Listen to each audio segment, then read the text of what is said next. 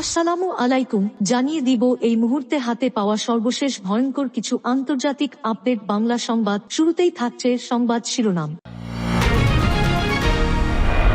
শুরুতেই জানিয়ে দিব, গাজায় ইসরায়েলি হামলায় নিহত ৩২, বেশিরভাগই নারী ও শিশু। জানিয়ে দিব, গাজার ৫০% ইসরায়েলের নিয়ন্ত্রণে, সংকুচিত হয়ে পড়ছেন ফিলিস্তিনিরা। এরপর রয়েছে, কথিত বাফার জোনকে কিল জোনে পরিণত করছে ইসরায়েলি সেনারা। সর্বশেষ থাকছে, ট্রাম্পের হুমকি, ইরাকের ইরান সমর্থিত মিলিশিয়া গোষ্ঠীগুলো নিরস্ত্র হচ্ছে। এতক্ষণ শুনছিলেন সংবাদ শিরোনাম, এবার বিস্তারিত। প্রিয় দর্শক, আপনি যদি এই চ্যানেলে নতুন হয়ে থাকেন, ভিডিওটি দেখতে দেখতে চ্যানেলটি সাবস্ক্রাইব করে আমাদের সাথেই থাকুন। গাজায় ইসরায়েলি হামলায় নিহত ৩২, বেশিরভাগই নারী ও শিশু। ইসরায়েলি হামলায় গাজা উপত্যকায় অন্তত ৩২ জন নিহত হয়েছে। এদের মধ্যে ১ ডজনেরও বেশি নারী ও শিশু রয়েছে। স্থানীয় স্বাস্থ্য কর্মকর্তারা জানিয়েছেন, নিহতদের মধ্যে ২ সাংবাদিকও রয়েছেন। আহত হয়েছেন আরও ৭ জন। কাতার ভিত্তিক সংবাদ মাধ্যম আল জাজিরা ও মার্কিন বার্তা সংস্থা এপি এ খবর জানিয়েছে। রবিবার রাতে প্রায় ১০টি ক্ষেপণাস্ত্র গাজা থেকে নিক্ষেপের পরপরই ইসরায়েলি সেনাবাহিনী মধ্য গাজার দেইর আল-বালাহ এলাকার কয়েকটি পাড়ার বাসিন্দাদের সরিয়ে নেওয়ার নির্দেশ দেয়। ওই রকেট হামলার পর গাজায় গামলা আরও জোরদার করে ইসরায়েলি বাহিনী। কারণ ইসরায়েল যুদ্ধ পুনরায় শুরু করার পর এটি ছিল সবচেয়ে বড় রকেট হামলা। ইসরায়েলি সেনাবাহিনী জানায়, এর মধ্যে প্রায় ৫টি রকেট প্রতিহত করা হয়েছে। হামাসের সামরিক শাখা এই হামলার দায় স্বীকার করেছে। রবিবার ভোররাতে দক্ষিণ গাজার খান ইউনিস শহরের একটি তাঁবু ও একটি বাড়িতে আঘাত হানে ইসরায়েল। এতে ৫ জন পুরুষ, ৫ জন নারী ও ৫ জন শিশু নিহত হয় বলে নাসের হাসপাতাল জানিয়েছে। নাসের হাসপাতালের কাছেই সাংবাদিক ইসলাম মেগদাদের বাড়ি। হামলায় তিনি, তার ছেলে ও পরিবারের আরও ৫ সদস্য নিহত হয়। নিহতদের মধ্যে একজন নারী সাংবাদিকও ছিলেন। তার মা আমাল কাসকিন বলেন, আমার মেয়ে নিরপরাধ। সে সাংবাদিকতাকে ভালোবাসত এবং এই পেশার প্রতি গভীর অনুরাগ ছিল।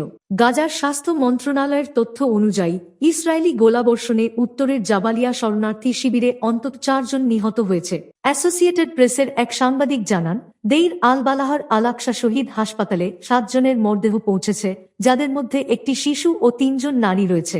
এছাড়া গাজা সিটিতে একটি বেকারির সামনে অপেক্ষমান লোকজনের ওপর হামলায় অন্তত ৬ জন নিহত হয়েছে। এদের মধ্যে ৩টি শিশু রয়েছে বলে জানিয়েছে হামাস নিয়ন্ত্রিত সরকারের অধীনে পরিচালিত সিভিল ডিফেন্স সংস্থা। গত মাসে ইসরায়েল হামাসের সঙ্গে যুদ্ধবিরতি শেষ করে এবং নতুন যুদ্ধবিরতি ও অবশিষ্ট জিম্মিদের মুক্তির চুক্তির জন্য চাপ দিত। গাজার ৫০% ইসরায়েলের নিয়ন্ত্রণে, সংকুচিত হয়ে পড়ছেন ফিলিস্তিনিরা। গত মাসে হামাসের বিরুদ্ধে পুনরায় যুদ্ধ শুরু করার পর থেকে ইসরায়েল গাজা উপত্যকায় নাটকীয়ভাবে তার অবস্থান প্রসারিত করেছে। এখন তারা গাজার ৫০%-এরও বেশি ভূখণ্ড নিয়ন্ত্রণ করছে, আর ফিলিস্তিনিরা ক্রমশ সংকুচিত হয়ে যাওয়া জমিতে পরিণত হচ্ছে।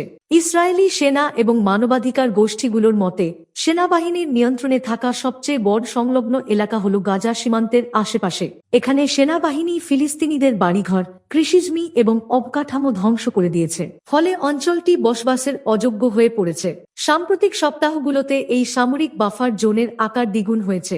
কিন্তু মানবাধিকার গোষ্ঠী এবং গাজা বিশেষজ্ঞরা বলছেন, ইসরায়েলের দখলে থাকা জমি তারা দীর্ঘমেয়াদী নিয়ন্ত্রণ বজায় রাখার জন্য ব্যবহার করতে পারে।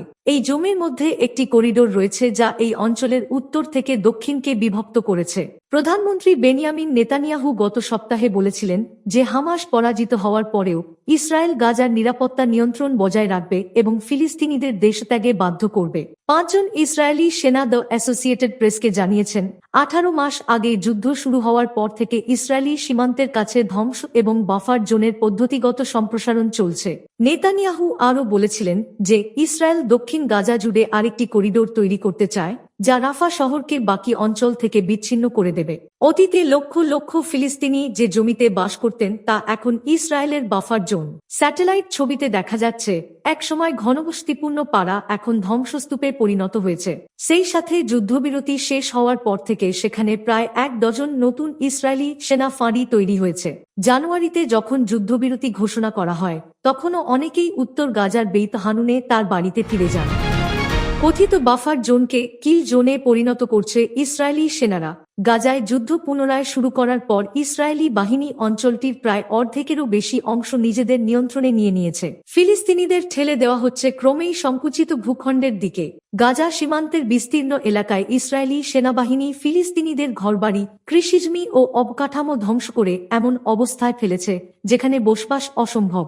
সাম্প্রতিক সপ্তাহগুলোতে এই সামরিক বাফার জোনের আকার দ্বিগুণ হয়েছে। তুর্কি সংবাদ মাধ্যম টিআরটি ওয়ার্ল্ড এ খবর জানিয়েছে, ইসরায়েল বলছে হামাসকে চাপে রাখতে এবং 2023 সালের 7 অক্টোবরের হামলায় জিম্মি করা বাকি জিম্মিদের মুক্ত করতে এই ব্যবস্থা অস্থায়ীভাবে নেওয়া হয়েছে। তবে মানবাধিকার সংগঠন ও গাজা বিশেষজ্ঞরা বলছেন, ইসরায়েলের দখলকৃত এলাকা, যার মধ্যে উত্তর ও দক্ষিণ গাজাকে বিভক্তকারী একটি করিডোর রয়েছে, দীর্ঘমেয়াদী নিয়ন্ত্রণের জন্য ব্যবহার করা হতে পারে।